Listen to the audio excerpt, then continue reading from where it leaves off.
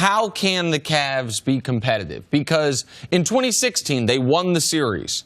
They lost the first 2 games by a combined 48 points in Golden State. In 2017, they lost in 5. They lost the first 2 games by a combined 41 points in Golden State. So whether they win the series, lose the series, they've never done well. The last time they did well in a game 1 against the Warriors was an overtime loss the first time these two teams played, the game Kyrie Irving got hurt. So what has to happen? LeBron absolutely unequivocally cannot have a feel-out game.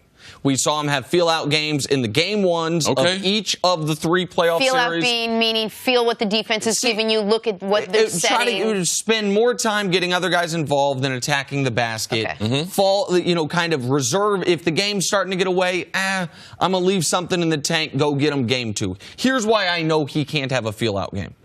Zach Lowe wrote a great article this week talking about how LeBron's playoff run up to this point, giving you 34, 9, and 9 on 54% shooting, might be the greatest run-up to an NBA Finals we've ever seen from any player in league history. And that's been barely enough against far inferior teams.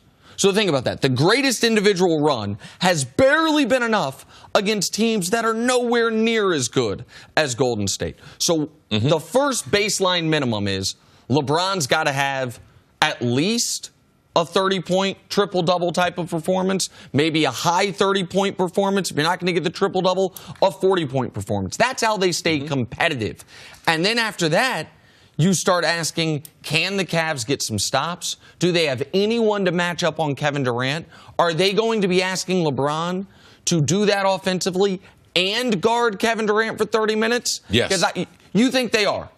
Well, you have to. I don't know about 30 minutes, but the way the lineups are set, if they're going to play Tristan Thompson, and if Kevin Love is healthy, that allows Kevin Love to not be exposed on the defensive end as far as guarding Looney or Draymond. Neither one of those players, Draymond barely getting in double figures, not shooting the ball, not playing with a lot of confidence.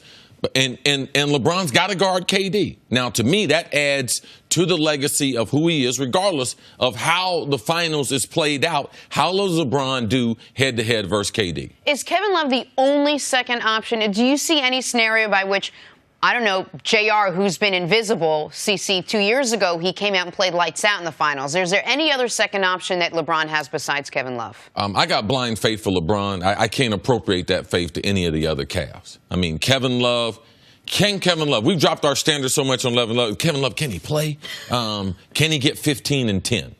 He was a 25 and 12 guy. Now we're asking for 15 and 10.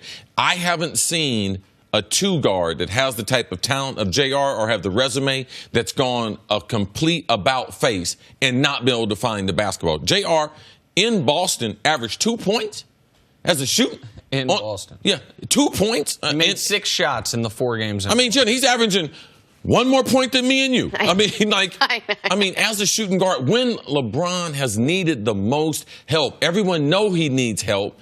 And it's not as if he's struggling with some type of injury. So if Golden State, if any of the top 3 players, maybe not Clay, but if Steph or KD are on the Pacers, I don't believe the Cavs are here. So when you talk about this historic run that LeBron has been on and it barely got him through, the team he's facing in Golden State is one of the all-time great teams. All right, so I'm going to throw a wrinkle out there, assuming Kevin Love's playing tonight. If Kevin Love's not playing tonight, it's a whole other set of issues. But let's assume he clears the concussion protocol and he is able to play tonight.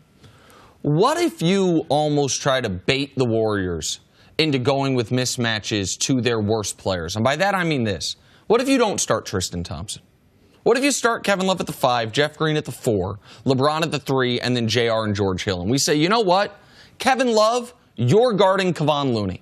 And the Warriors, guess what? You can get Kevon Looney post-ups as much as you want. That then allows Jeff Green to guard Durant and LeBron to guard Draymond. And if the Warriors are going to beat you by Kevon Looney having 28 points, you'll take it. And then maybe you can stretch the floor on offense a little bit more. Now, that takes Tristan out, that takes your energy guy out, that takes your only rim protector out. There are no great options here. But I would be doing different things to where I am trying to my number one goal as a Cavs defense is don't let Steph and Clay get off the way. I've never seen the Warriors, let me put it like this. I cannot remember a game where the Splash Brothers looked like the Splash Brothers and the Warriors lost. I've seen Kevin Durant go for 37 and the Warriors lose. Happened game 2 against Houston. Yeah. I've seen games where the Warriors dominate you down low and somehow lose. I can't remember a game where Steph and Clay are going Steph and Clay and the Warriors don't end up winning that game. So I think Ty Lue, this is a hell of a task for him, trying to find what Ty Lue needs is to be able to play with 6 guys. Because then it's like, oh, we'll have this guy on the offense, this guy on defense. You can't do that. So you're going to have to, there are no great options. You're going to have to pick your best of some bad options. One thing I worry about, because people haven't talked about him, I worry about Klay Thompson and worry from how do the Cavs hold him down? Because JR has not played really well on the offensive end. Klay, because they have George Hill and JR as the backcourt, Klay doesn't have to exert the type of energy that he would typically have to in a series like this. He was guarding Kyrie the last 3 years. So he's relieved. So Klay, it might be hard to keep him from scoring 30 points. So monumental task by the Cavaliers coming out, but that a first initial, we always talk about that third quarter, but that a first quarter, are the Cavs still within reach after the first quarter? It's a big question mark in tonight's game. Thanks for watching. Subscribe here to get the latest from the show. Also, be sure to check out more of the best clips from First Things First, or go watch a few segments from our other shows on FS1.